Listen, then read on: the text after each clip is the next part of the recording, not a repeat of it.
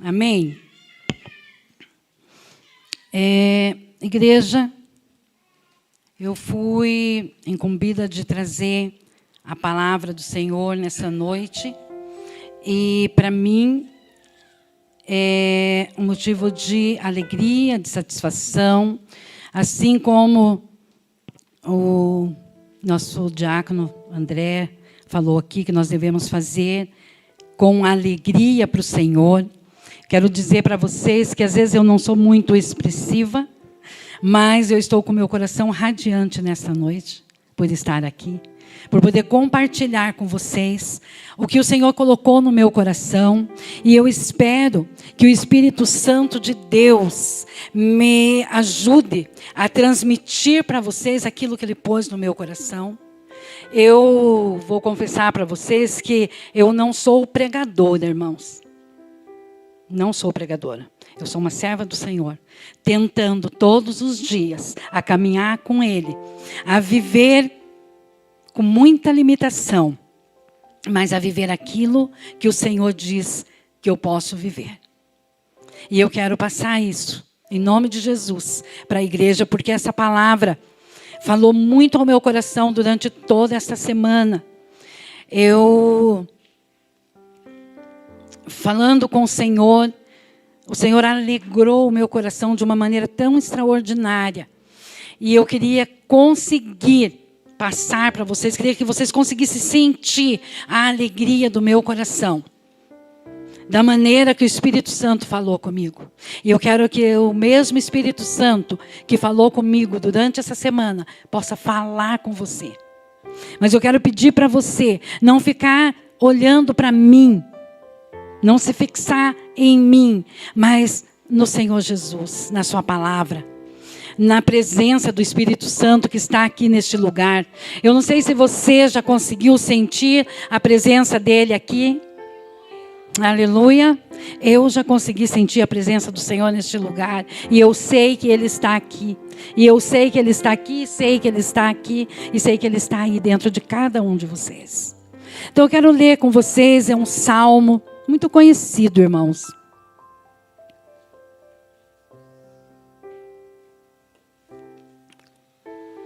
É um salmo muito conhecido que eu quero compartilhar com vocês. Salmo 46. Foi esse salmo que me alegrou durante toda essa semana. E eu quero ler com vocês todo o Salmo 46. Isso, amados. Eu vou ler na minha versão, mas quem quiser acompanhar, né, aqui no telão, que não, de repente acha mais difícil abrir a Bíblia, né, ou talvez não trouxe, mas você pode acompanhar. Mas eu vou ler aqui na minha Bíblia, amém? Deus é o nosso refúgio e fortaleza, socorro bem presente na angústia, pelo que não temeremos, ainda que a terra se mude, e ainda que os montes se transportem para o meio dos mares, ainda que as águas rujam e se perturbem, ainda que os montes se abalem pela sua braveza. Há um rio cujas correntes alegram a cidade de Deus, o santuário das moradas do Altíssimo. Deus está no meio dela, ela não será abalada. Deus a ajudará ao romper da manhã. As nações se embraveceram, os reinos se moveram. Ele levantou a sua voz e a terra se derreteu.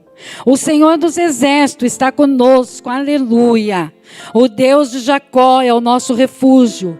Vinde, contemplai as obras do Senhor, que desolações tem feito na terra.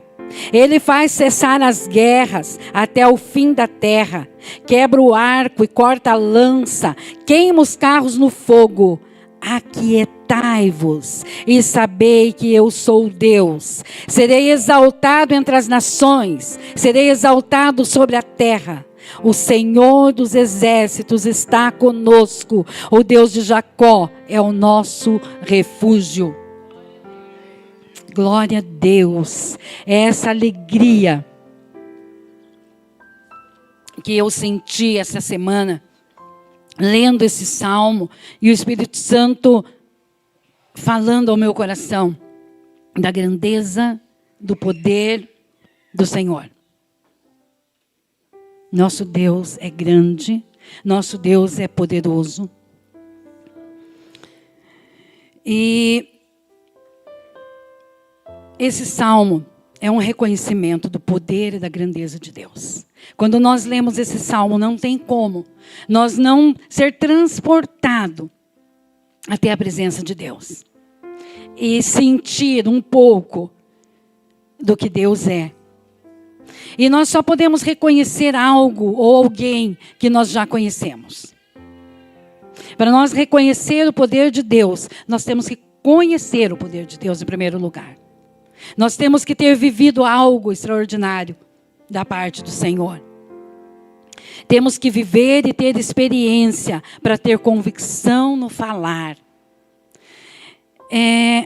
Só saindo um pouquinho, essa semana eu ouvi uma ministração que me impactou profundamente. Eu comentei com a pastora Adriana, eu fui impactada com aquela ministração.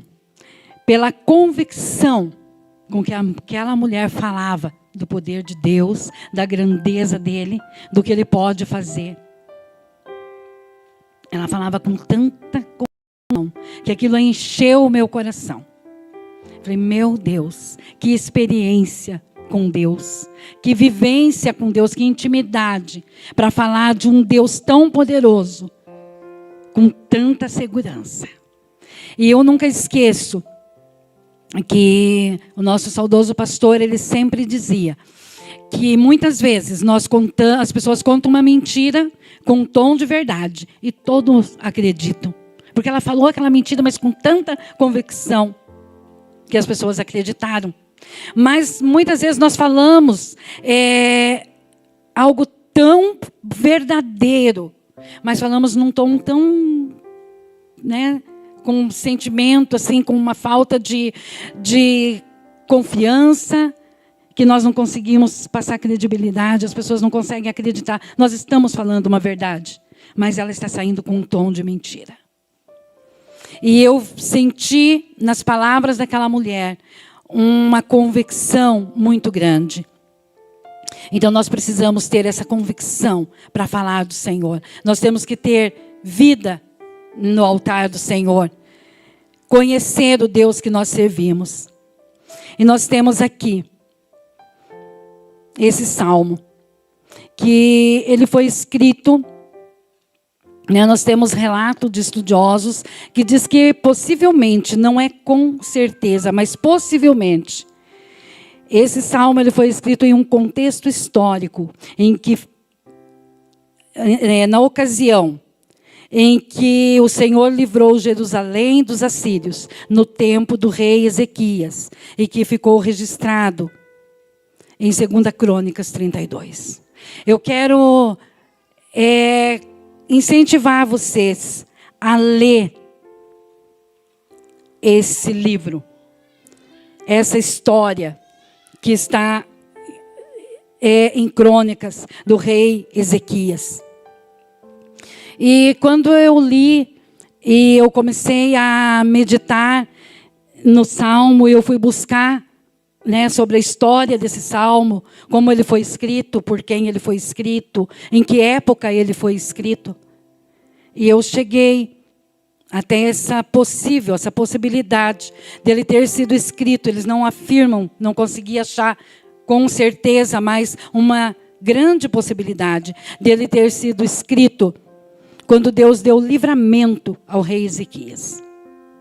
E eu quero ler com vocês um pouquinho dessa história, para nós conseguirmos compreender quem é Deus e como o Senhor trabalha em nossas vidas.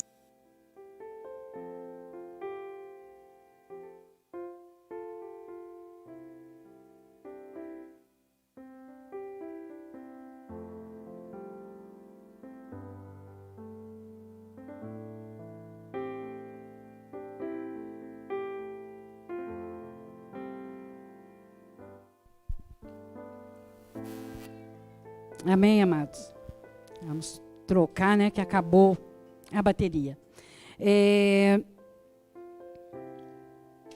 Acás, ele foi pai de Ezequias. E ele dormiu e ele foi sepultado com seus pais. E Ezequias, com 25 anos de idade, começou a reinar. Obrigado, Léo. E se nós lermos os capítulos anteriores ao capítulo 32, lá no versículo 29, finalzinho do 28, ali tem uma explicação bem... Eu não vou ler, né, tudo, porque é uma leitura extensa. Por isso que eu falei que eu vou pedir para vocês, incentivar vocês, ler em suas casas, para vocês ter um maior entendimento dessa palavra. Mas eu vou tentar resumir aqui, nessa noite, que quando Acás estava reinando, ele teve muitas dificuldades. Ele desobedeceu ao Senhor. Existia entre eles muita idolatria, muita desobediência. E o povo de Israel, de Jerusalém, foram atacados. E como eles estavam fora do contexto, fora da presença de Deus, eles perdiam as batalhas, eles sofriam quando seus inimigos se levantavam contra eles. Mas, quando Ezequias assumiu o comando no lugar de seu pai, ele começou a mudar tudo. Ezequias era conhecedor com toda certeza, né, do poder de Deus, de quem era Deus, quem era o Deus dos seus pais, dos seus antepassados, e ele começou a colocar tudo no lugar. Ele começou a santificar o povo, começou a santificar a cidade, fazer sacrifícios para perdão dos pecados. Ele levou o povo a honrar a Deus e adorar a Deus. Ele mandou purificar o templo, restabeleceu os cultos a Deus, porque até então eles faziam culto a deuses pagãos. E ele restabeleceu o culto ao Senhor. Ele convidou o povo para celebrar a Páscoa. Ele colocou ordem na casa. Ele regularizou a turma dos sacerdotes e dos levitas. Ele foi colocando tudo no lugar. Ele levou o povo a servir a Deus, a adorar a Deus. E quando ele estava já com tudo organizado, com tudo certo, ele já tinha feito o povo relembrar quem era Deus, como era o poder, o tamanho do poder e a graça de Deus. Quando se está na obediência, quando está na presença do Senhor, o que Deus pode fazer. E quando tudo isso estava certo, tudo isso estava já organizado, Senaqueribe se levantou contra o rei, contra o povo de Deus. E é isso que me chamou assim muita atenção, porque quando nós lemos, nós podemos pensar, mas como assim? Estava tudo certo, ele estava fazendo tudo correto. E por que esse inimigo se levantou contra eles? Então, muitas vezes, quando acontece qualquer coisa na nossa vida, quando algo dá errado na nossa vida, a primeira coisa que nós pensamos, o que nós estamos fazendo de errado? O que eu fiz? Qual que é o meu pecado? Aonde eu falhei? As outras pessoas, quando nos vê passando por alguma situação, elas também podem pensar isso. Acho que tem pecado aí, por isso que está acontecendo dessa forma. Mas aqui, irmãos, a casa estava organizada. O santuário de Deus estava estabelecido naquela cidade. Mas mesmo assim, o inimigo se levantou. A única diferença que eu vejo quando o inimigo se levanta e você está na presença de Deus, é como você vai agir e reagir nessa situação. E o que Deus vai fazer ao teu favor. Essa é a diferença. E foi isso que aconteceu aqui. E eu quero ler com vocês o capítulo 32. É uma leitura um pouco extensa, eu vou ler até o versículo 23, mas eu creio que vai valer a pena nós lermos essa palavra. Que diz assim: depois dessas coisas e dessa fidelidade, veio Senaqueribe, rei da Síria, e entrou em Judá, e acampou-se contra as cidades fortes, e intentou separá-las para si. Vendo, pois, Ezequias que Senaqueribe vinha e que o seu rosto era de guerra contra Jerusalém, teve conselhos com seus príncipes e os seus varões, para que se tapassem as fontes das águas que havia fora da cidade. E eles o ajudaram. Assim muito povo se ajuntou e tapou todas as fontes, como também o ribeiro que se estendia pelo meio da terra, e disseram: por que viriam os reis da Síria e achariam tantas águas? E ele se fortificou e edificou todo o muro quebrado, até as torres, e levantou outro muro para fora, e fortificou a Milo, na cidade de Davi, e fez arma, escudos em abundância. E pôs oficiais de guerra sobre o povo, e ajuntou-os a si para a praça da porta da cidade, e falou-lhes ao coração, dizendo: esforçai-vos, e tende bom ânimo, não temais, nem vos espanteis por causa do rei da Síria, nem por causa de toda a multidão que está contra ele, porque há um maior conosco do que o que está com ele. Com ele está o braço de carne, mas conosco o Senhor nosso Deus, para nos ajudar e para guerrear nossas guerras. E o povo descansou nas palavras de Ezequias, rei de Judá. Depois disso, Senaqueribe, rei da Síria, enviou seus servos a Jerusalém. Ele, porém, estava diante de Laquis, com todo o seu domínio, e Ezequias, rei de Judá, e a toda Judá que estava em Jerusalém, dizendo: assim diz Senaqueribe, rei da Síria: em que confias vós, que vos ficais na fortaleza em Jerusalém? Porventura não vos incite Ezequias para morrerdes de fome e a sede, dizendo: o Senhor nosso Deus nos livrará das mãos do rei da Síria? Não é Ezequias o mesmo que tirou os seus altos e os seus altares e falou a Judá e a Jerusalém, dizendo: diante do único altar vos prostrarei e sobre ele queimareis incenso? Não sabeis vós que eu e meus pais fizemos a todos os povos da terra? Porventura puderam, de qualquer maneira, os deuses das nações daquela terra livrar a sua terra das minhas mãos?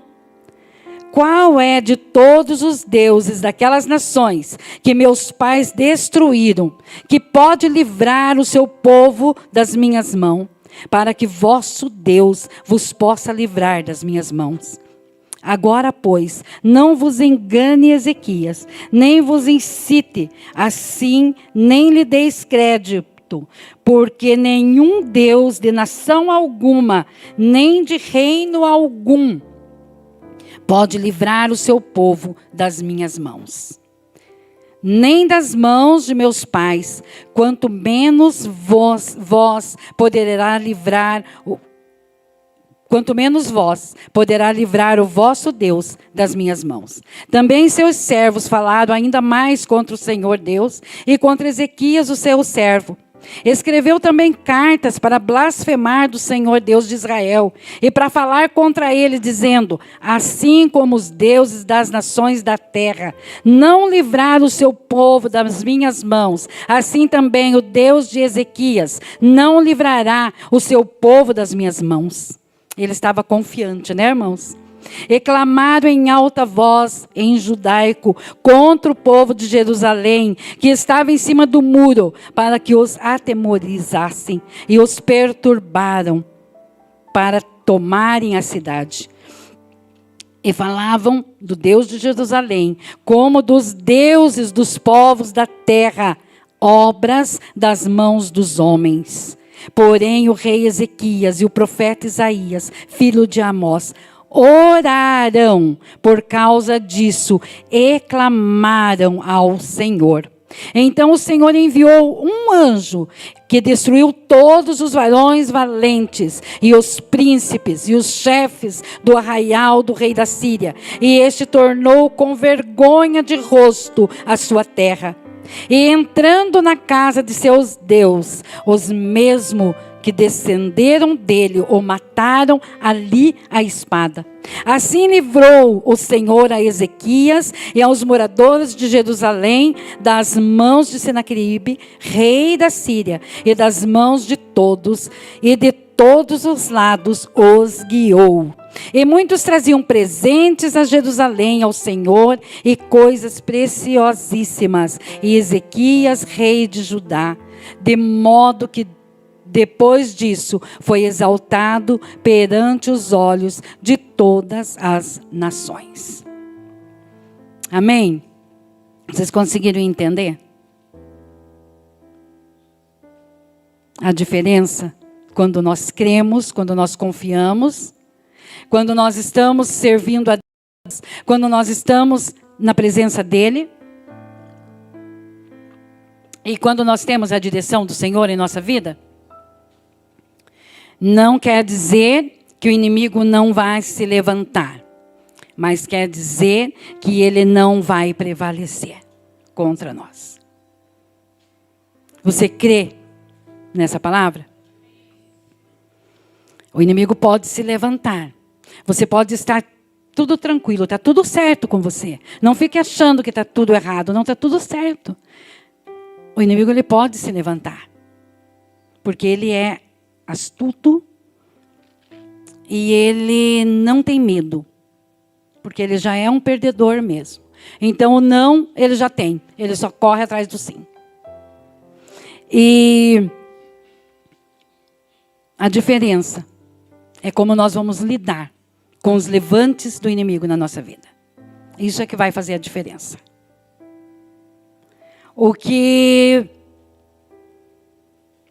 faz a diferença é como está a nossa vida no altar do Senhor. Isso é com que faz que esse salmo faça parte da nossa vida.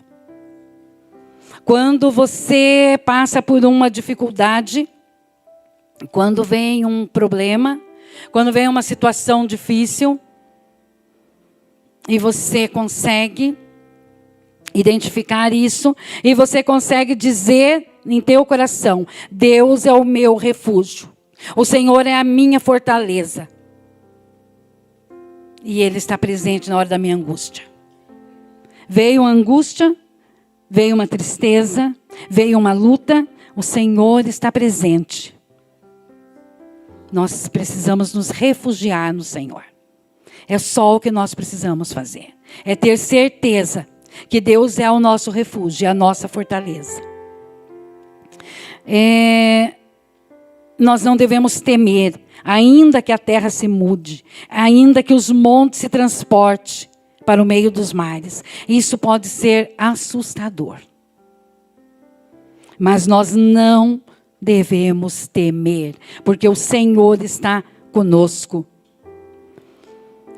E o que me chamou a atenção e o que o Espírito Santo trabalhou no meu coração profundamente foi no versículo 4, que diz que há um rio, que cujas correntes alegram a cidade de Deus, o santuário da morada do Altíssimo. Há um rio. Há um rio, igreja, que alegra a cidade de Deus. E é esse rio, é nesse rio que nós temos que colocar as nossas raízes. E para nós ter assim, um maior entendimento, eu estava olhando, observando a diferença que tem uma vegetação, uma árvore, que está à beira do rio. Quando você olha para uma floresta ou para um lugar que tem bastante planta, e você vê umas plantas bem bonitas, bem viçosas assim, você pode ter certeza que ali tem água. É só você chegar mais perto que você vai ver que ali tem água. Porque a água, ela é vida. A água traz vida. E esse rio que corre do trono de Deus, esse rio que alegra o coração de Deus, ele alegra, ele nos dá vida, ele nos enche de vida, ele nos dá alegria para estar na presença do Senhor, ele nos dá contentamento mesmo em meio às dificuldades. Quando esse rio corre e nos alcança, quando nós ficamos na margem deste rio, não existe nada que possa tirar a alegria do Senhor dos nossos corações. Nada pode nos tirar da presença do Senhor quando nós nos colocamos num lugar a sermos alcançados pelas águas que correm do trono de Deus. Mesmo quando algo nos entristece ou quando algo quer nos tirar a alegria da presença do Senhor, nós somos a morada do Altíssimo. Nós somos templo do Espírito Santo. Então esse rio nos alcança. Esse rio passa por nós e ele jorra em nós vida. Porque quando nós chegamos à margem de um rio, nós vamos encontrar ali vida, peixes, né? Tem vários animaizinhos da água, né? que você encontra dentro de um rio.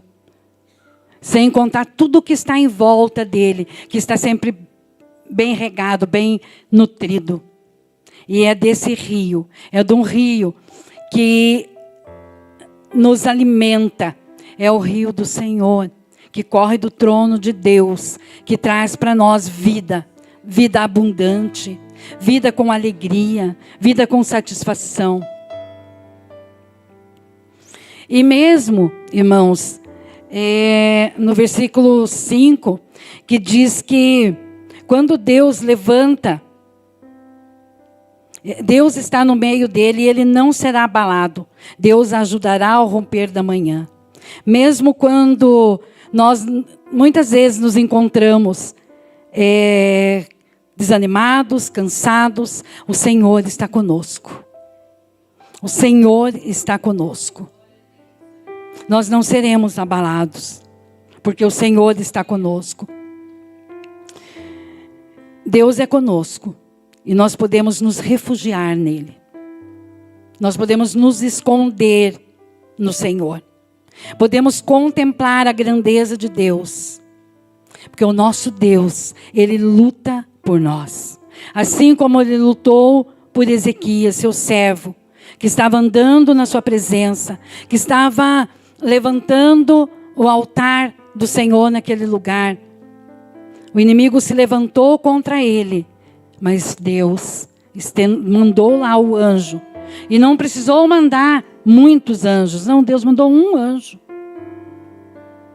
para lutar por aquele reino, por aquele povo que estava andando com o Senhor, caminhando com o Senhor.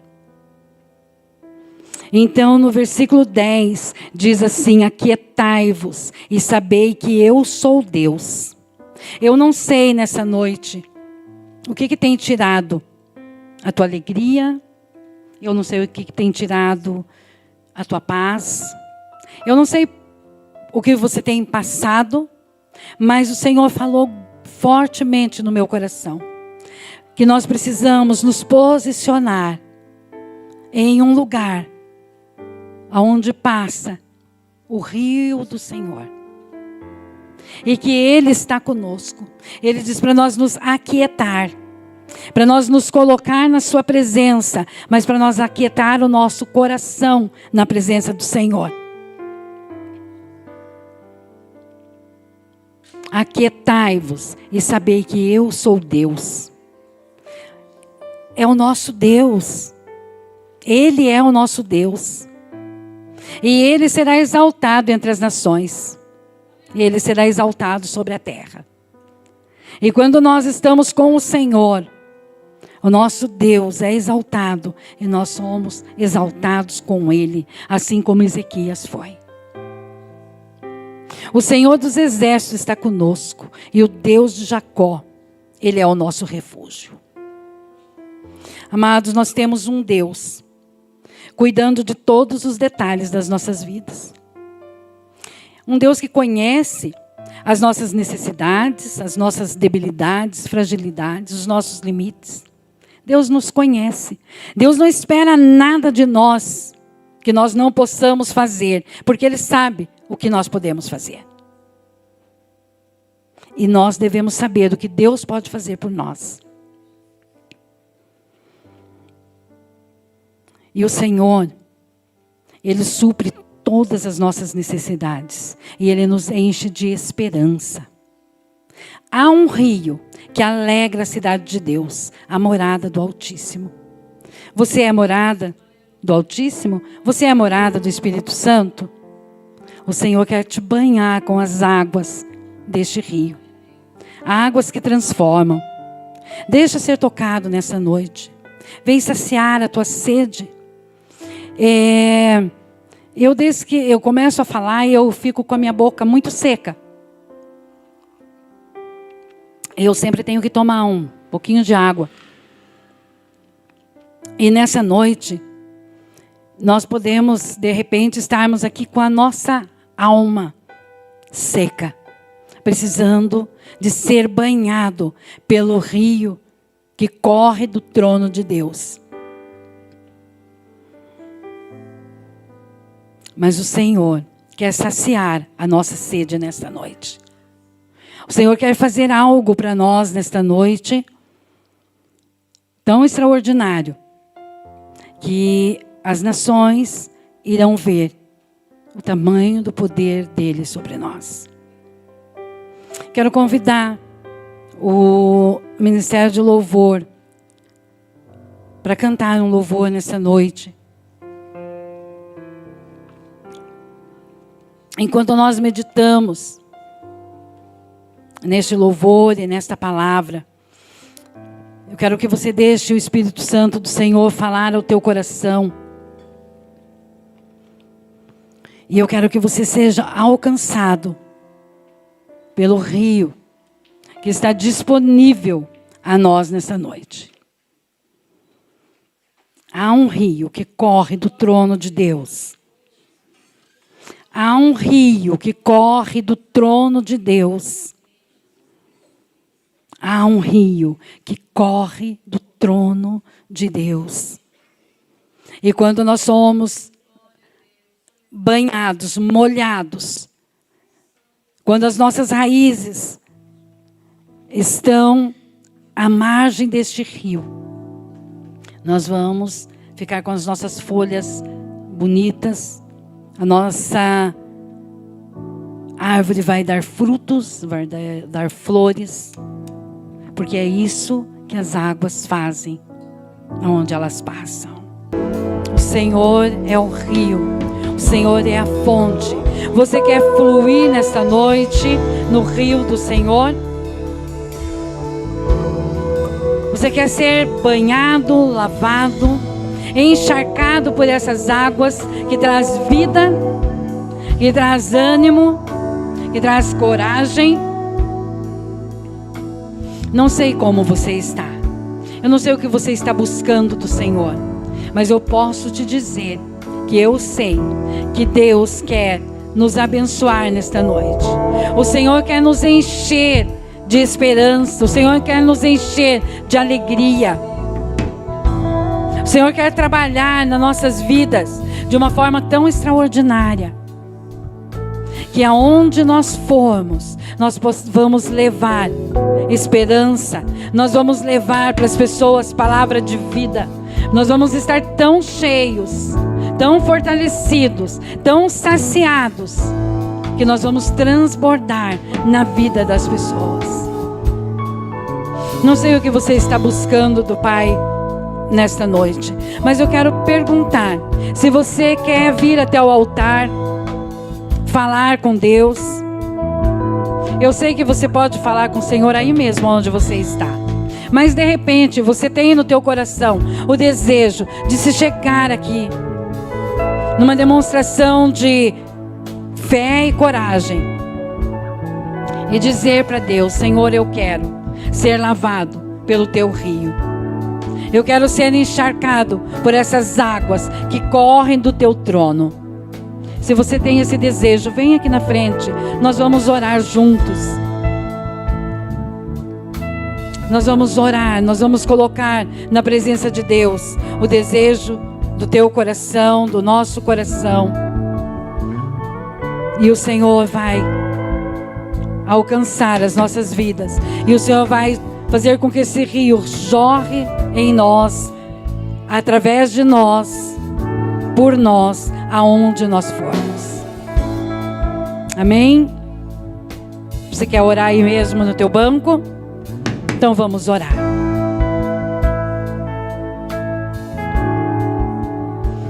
Senhor,